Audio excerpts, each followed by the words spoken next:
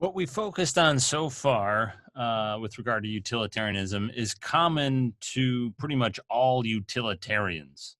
And so, in particular, to utilitarians who came before Mill, the primary proponent of utilitarianism prior to Mill was a guy named Jeremy Bentham.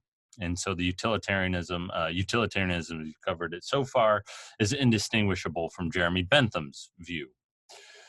What I want to focus on now is Mill's main original contribution to the theory of utilitarianism. And we're going to approach that contribution through a problem that Mill sees with classical utilitarianism, with the utilitarianism of Jeremy Bentham.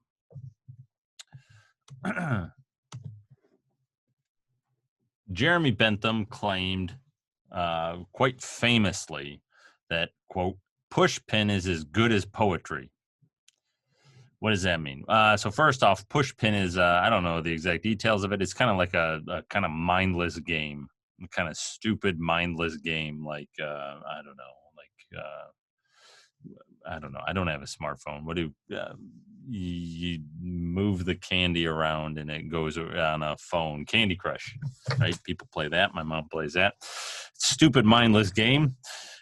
Poetry is a kind of exalted, it could be anything. It doesn't have to be poetry here, but, these kind of exalted intellectual, perhaps aesthetic endeavors, right? Culture. Everybody thinks, you got a kid just sitting in the basement playing video games or whatever. Man, it'd be way better if he spent his Saturday at the museum, learning something, culture, that kind of thing.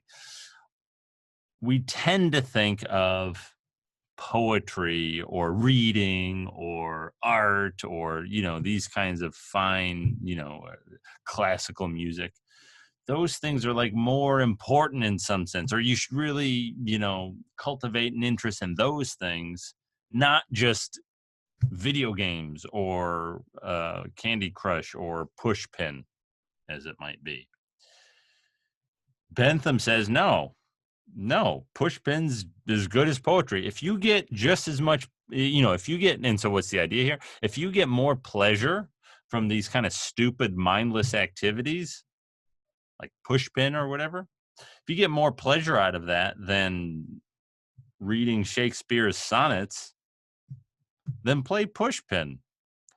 It just, all that matters is how much pleasure you get. And if you get pleasure out of kind of mindless things, well, great, do those mindless things. Shakespeare is no better just because he's Shakespeare or whatever, right? Pushpin's as good as poetry. Candy Crush is as good as, the Art Institute of Chicago or whatever. That was Bentham. Mill thought that was a problem. So Bentham thinks that all pleasures are of equal quality. And so when we're applying the greatest happiness principle, all you have to take into account is the quantity of pleasure and pain. If you get more pleasure from Pushpin, well, then fine, do Pushpin. If you get more pleasure from eating Cheetos than, say, from going to the opera, well, then just eat a bunch of Cheetos. All that matters is the quantity of pleasure and pain. The problem, as Mill sees it, is that this is absurd. This is crazy. If utilitarianism has this implication, well, then that's a big problem for utilitarianism. That would be a serious reason to reject it. Because in Mill's view, at least, clearly these kind of mindless pleasures or these kind of guttural pleasures of just eating or whatever are not better than or of equal worth to these pleasures of the mind, these kind of more cultured pleasures. And so utilitarianism needs to address this. And Mill's main contribution to utilitarian theory is to come up with a way of addressing this problem, right? So Bentham didn't think it was a problem. Mill thinks it's a problem. And his solution to the problem is to introduce a distinction between what Mill calls higher and lower pleasures.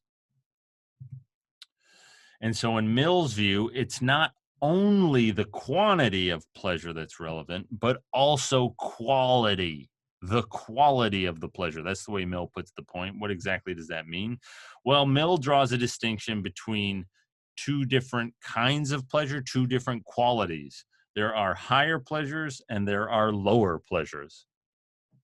Higher pleasures are pleasures that arise from the use of our, quote, higher faculties. Lower pleasures arise from the use of our lower faculties. Well, okay, what does that mean?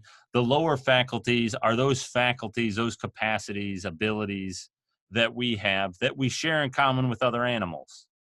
So pleasures that arise from eating, those are lower pleasures. Why? Because animals also eat.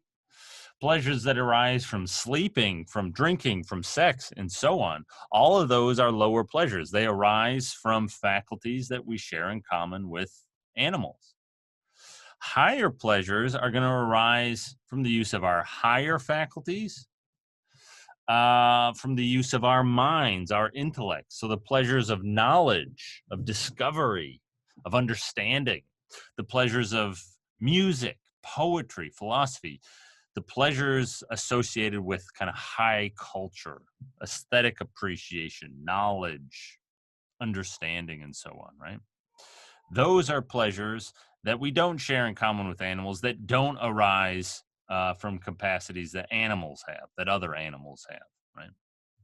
And so Mill's idea here is that higher pleasures are of a higher quality than lower pleasures. Higher pleasures are better than lower pleasures. Any amount of higher pleasure, he says, is to be chosen, is preferable to any amount of lower pleasure, right? And so when we're considering the consequences of our actions, when we're considering the utilitarian calculus, as people put it, right? We're considering how much pleasure and pain our actions would produce. What matters, what really matters, is not just how much, but what kind, right? We need to know. And so if an action would produce a small amount of higher pleasures, whereas not doing it or doing something else would produce a large amount of lower pleasures, you do the action that would produce the small amount of higher pleasures. That's the morally right action. Any amount of higher pleasures is to be chosen above any amount of lower pleasures. That's Mill's idea. That's this distinction between higher and lower pleasure. And so Mill is going to say, no, Pushpin's not as good as poetry. Poetry is a higher pleasure. Something like Pushpin, I mean, it's a little, it's not like animals are playing Candy Crush or video games or whatever, but Pushpin's not one of these exalted higher pleasures. It's going to be some sort of lower pleasure, some sort of mindless diversion or whatever is Mill's idea. And so, no, yeah, you choose poetry, you choose knowledge, you choose reason and the exercise of the intellect, and so on, right? Those pleasures outweigh the lower pleasures. Well, why think this? Why think that higher pleasures? I mean, you might say, yeah, fine, there are these pleasures that arise from our intellects, and there are pleasures that arise from our bodies, say. But why think the one are superior to the other? Why think these higher pleasures are any better than lower pleasures? Why think that? What's the argument for that? The argument, according to Mill, is what he calls the verdict of the only competent judges. The only people who are competent to judge between higher pleasures and lower pleasures, to judge which one of them is better or whether they're equal, the only people competent to do that are going to be people who have experienced both, right? Because if all you've ever experienced are these lower pleasures and you've never been to the museum, you've never listened to a piece of music by Beethoven, you've never studied philosophy or whatever, if all you've ever experienced are these lower pleasures, well, how can you possibly judge which are better, higher or lower pleasures? You don't even know what the higher ones really are. You've never experienced them. The only people competent to judge which of these are better or whether they're equal are going to be people who have experienced both. Those are the only competent judges. And well, look, Mill thinks, what's these competent judges' verdict? You ask people who have experienced both, Mill thinks.